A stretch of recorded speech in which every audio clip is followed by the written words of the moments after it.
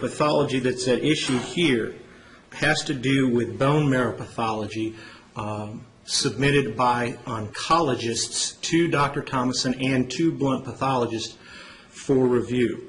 And there are three components to that bone marrow pathology. There's the flow cytometry, which requires some special equipment that Blunt pathologist does not have, although Esoterics does. Blunt pathologist farms that out to an outside laboratory, a company called Molecular Pathology.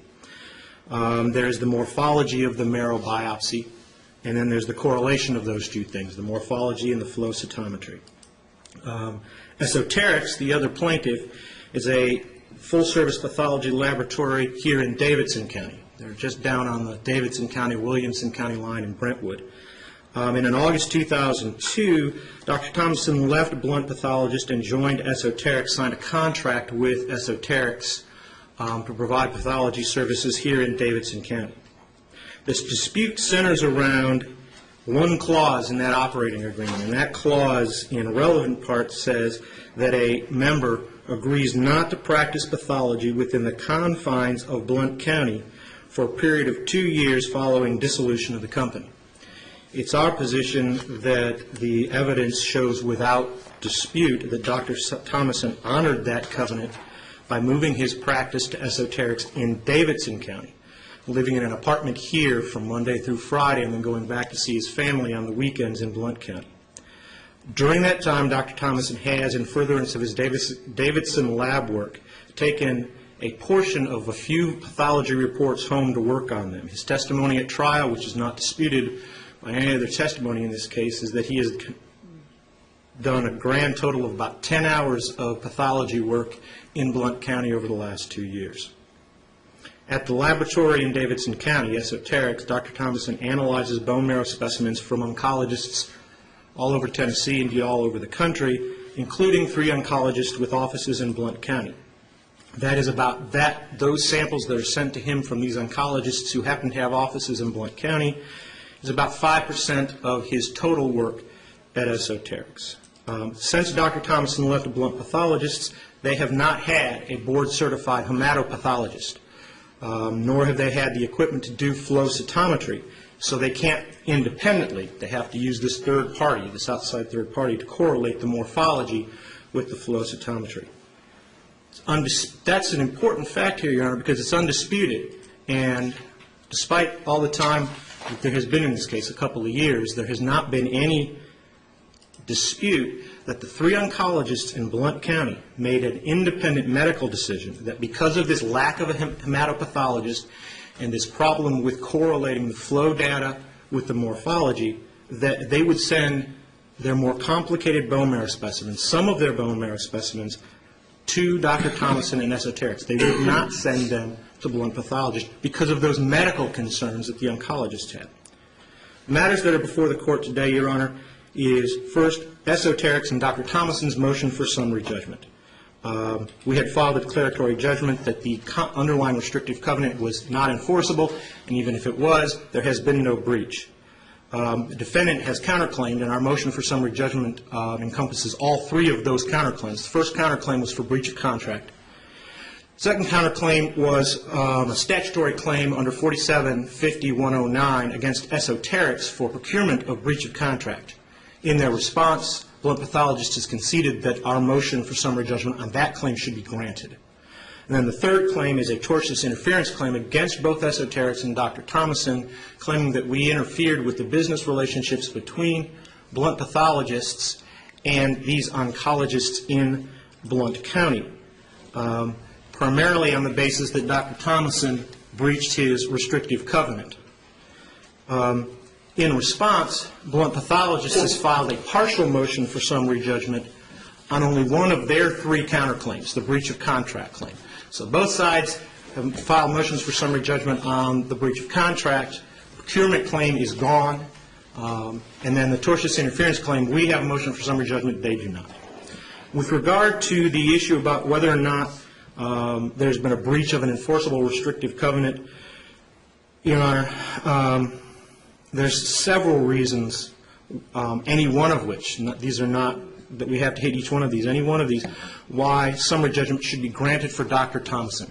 And I refer to Dr. Thomason because Esoterics is not a party to that operating agreement. The breach of contract claim is made only against Dr. Thomason, not the other plaintiff, Esoterics. Obviously, restrictive covenants are disfavored in Tennessee.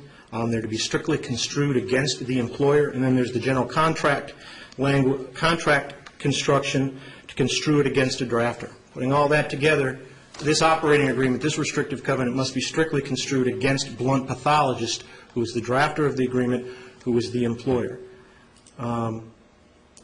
This restrictive covenant, first of all, is unreasonable as to time. The covenant says not to practice pathology within the confines of Blount County for 2 years following dissolution of the company. The company hasn't been dissolved, Your Honor. It does not intend to dissolve. There's an indefinite start date for this covenant to begin. What about the prefatory language that says, or any member leaving the firm? Your Honor, again, our position is that while that's in the prefatory language, when it comes down to the 2 years that you're not supposed to practice pathology is the 2 years after the dissolution of the company. Dr. Thomason didn't draft this agreement. Blunt Pathologist did. It's our position that any mistakes or ambiguities in the drafting of this agreement should be construed strictly against Blunt Pathologist, particularly given that this is a restrictive covenant that should be strictly construed against them in the first place. But haven't the courts in Tennessee consistently adopted a position of modifying such non-compete agreements to make them reasonable if it's possible to do so without destroying the intent of the agreement?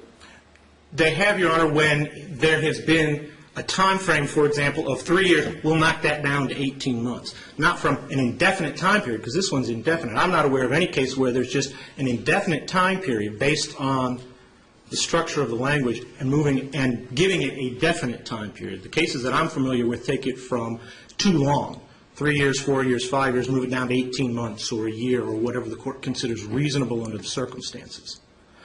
You know, also, I think, and this may be, to me, the most compelling factor is, in Tennessee, a party cannot restrict ordinary competition. On this record, that's all they're trying to do is restrict ordinary competition. There's no allegations of trade secrets or confidential information. The only special fact over and above ordinary competition that Blunt Pathologist attempts to argue is that the oncologists came to associate hematopathology work with Dr. Thomason rather than Blunt Pathologist. They don't cite to any statement from any of the sworn statement of the oncologists that that's what the oncologists did. In fact, they don't cite to anything for that assertion in their response. And the reason they can't cite anything, Your Honor, is the facts don't support that. All of the inpatient bone marrow pathology, hematopathology at Blount County is done by Blunt Pathologist. Esoterics doesn't do any of that. Dr. Thomason doesn't do any of that. So the oncologists continue to send all of the inpatient work to Blunt Pathologists. And, Your Honor, during Dr. Thomason's tenure, as Dr. Gillum and Dr. Potter, two members of Blunt Pathologists, pointed out in their depositions, and Dr. Gillum again pointed out in his affidavit, even during his tenure, these other members of Blunt Pathologists continued to do bone marrow pathology work. So it wasn't just Dr. Thomason who the oncologists were sending this work to. They were sending it to other members of Blunt Pathologists. And even in their own response brief, Your Honor, they belie the allegation that the oncologists associated this work just with Dr. Thomason, where they said all members of Blunt Pathologists did hematopathology work for these oncologists before, during, and after Dr. Thomason's tenure with Blunt Pathologists. So even in their own response brief to summary judgment, Your Honor, they admit that they continue to do some of the hematopathology work. They're trying to restrict ordinary competition. The oncologist's undisputed testimony, and they agree in our statement of facts that this is undisputed for purposes of summary judgment, that the oncologist had concerns about sending certain bone marrow samples to Blunt Pathologists because of concerns over the flow cytometry issue and the hematopathologist issue. That's not Dr. Thomason saying that that's the better course, and it's not Dr. Gillum who gets to say whether or not that's the better course. That's the oncologist saying, in our medical opinion, certain samples should go to Dr. Thomason, certain samples we'll send to Blunt Pathologists. They're trying to restrict ordinary competition. They could have solved this themselves by hiring a hematopathologist. They admit they don't have one on staff yet. They could have purchased their own flow cytometry equipment so that they had it all on site and could do the same